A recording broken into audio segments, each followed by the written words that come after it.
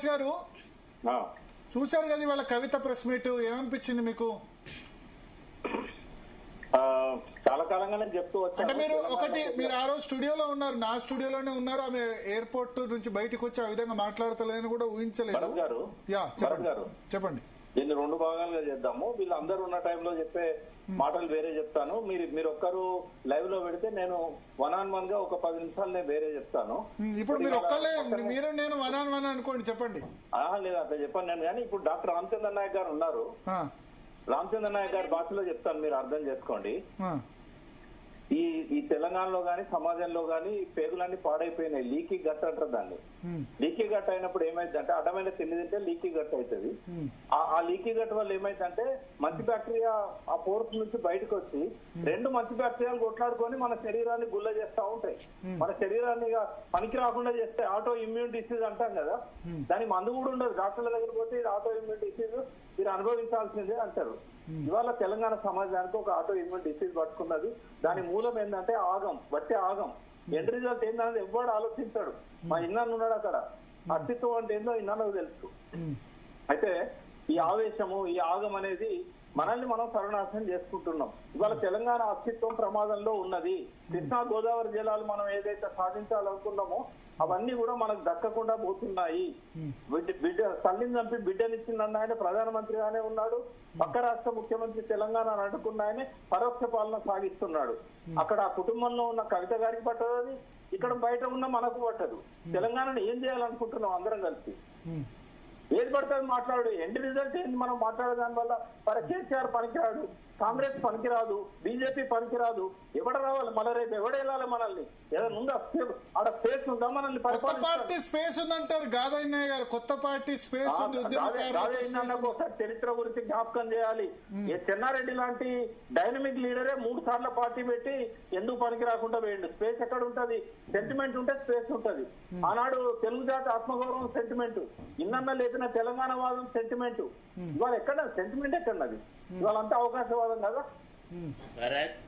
అంటే ఇప్పుడు ఏంది మీరు అనేది ఏంటంటే కవిత రేజ్ చేసిన ఇష్యూస్ కరెక్ట్ కాదంటారా, లేకపోతే నేను ఒక మాట మాట్లాడి ఉండకూడదు అంటారా? మీద తుపాకీ పెట్టి కేసీఆర్ ను, బీఆర్ఎస్ పార్టీని ఈ మన వీళ్ళని కాల్చేస్తున్నది, సంతోష్ రావును కాల్చేస్తున్నది. ఎవరు? కవిత తన భుజం. చాలా అమాయకంగా మనం ఆలోచించాలి భరత్. ఎందుకంటే ఆమె ఎవరిని కాల్చాలనుకుంటున్నది? హరీష్ రావును కాదు, ఆమె కాల్చాలనుకుంటున్నది. సిబిఐ విచారణ జరుగుతున్న సమయంలో కాళేశ్వరంలో అవినీతి ఉన్నదని చెప్పి బయట పెట్టి ఆమె ఉప్పందిస్తున్నది. రేపు నంబర్ 1 విట్నెస్ అవుతుంది ఆమె సిబిఐకి. అక్కడ అయ్యేది వరకు మీకు తెలుసు. సెకండ్ టర్మ్ లో ఎవరున్నారండి? కాళేశ్వరంలో అవినీతి ఎప్పుడు జరిగింది? సెకండ్ టర్మ్ లో కదా. ఇవాళ పీసీ ఘోష్ గారు మొత్తం రిపోర్ట్ అంతా కూడా చెప్పింది సెకండ్ టర్మ్ లో హరీష్ రావు ఉన్నారండి. సెకండ్ టర్మ్ లో మీరు అనేది సెకండ్ టర్మ్ లో ఇరిగేషన్ మినిస్టర్ కేసీఆర్ కాబట్టి ఆయనకే ఎఫెక్ట్ అవుతుంది అంటారు, అంతేనా? అరే సిబిఐ ఇప్పుడు పీసీ ఘోష్ మీరు రిపోర్ట్ చదివారో లేదో భరత్, నేను మొత్తం 665 పేజీలు కూడా మొత్తం 67 పేజీలు ఏమొంది మొత్తం చదివాను. ఆరోపణలన్నీ కూడా పీసీ ఘోష్ కేవలం కేసీఆర్ మీద. సిబిఐ ఎంక్వైరీ జరిగేది కేసీఆర్ మీద. ఈమె సిబిఐకి ఉప్పందిస్తున్నది. రేపు విట్నెస్ అవుతుంది. జరిగే పరిణామాలు ఏందో అర్థం కావడం లేదు. ఆమె ఎందుకు ఇట్లా మారినాడానికి పీసీ ఘోష్ భాషలో చెప్తాను నేను. పీసీ ఘోష్ భాషలో ఏంటంటే బహుశా నిర్మాణ లోపం కావచ్చు, నిర్వహణ లోపం కావచ్చు, డిజైన్ లోపం కావచ్చు, లేకుంటే ప్రకృతి లోపం కావచ్చు. పీసీ ఘోష్ ఇవన్నీ రాశారు. ఎందుకు కూలింది పియర్ అంటే ఇవన్నీ రాశాడు. కవిత ఎందుకు పోయింది అంటే ఇవన్నీ కారణాలు కావచ్చు. ఒత్తిడి కావచ్చు, బ్లాక్ మెయిల్ కావచ్చు, లేకుంటే ఆమె ఇమ్మెచ్యూర్డ్ అని నేను అనుకోని బ్లాక్ మెయిల్ ఆమెను బ్లాక్ మెయిల్ చేస్తున్నారు, ఆమె బ్లాక్ మెయిల్ చేస్తుందా? ఆమెను బ్లాక్ మెయిల్ చేస్తే ఆమె బ్లాక్ మెయిల్ చేయాల్సి వస్తుంది. ఎవరు బ్లాక్ మెయిల్ చేశారు? ఎవరు చేశారని మీరు వెతికి పట్టుకోవాలి. కాంగ్రెస్ బీజేపీ? అదే మీరు వెతికి పట్టుకోవాలి. ఎందుకంటే ఇన్వెస్టిగేషన్ ఏజెన్సీ తర్వాత ఫోర్త్ ఎస్టేట్ మీరే కదా. నేనైతే ఎవరు బ్లాక్ మెయిల్ చేస్తే భయపడేది కవిత కాదని నేను అనుకుంటా. ఒకటే ఆమె మొండి. ఇంతకుముందు గాదయ్య గారు చెప్పినట్టు తండ్రి కంటే మొండి ఆమె చెప్పింది. తండ్రి కంటే మొండి అన్న అనుమానం ఏం లేదు. జగన్ మొండి ఎక్కడైనా కాదండి. మొండి ఏమి కాదు, ఫ్లెక్సిబుల్. కవిత వెరీ ఫ్లెక్సిబుల్.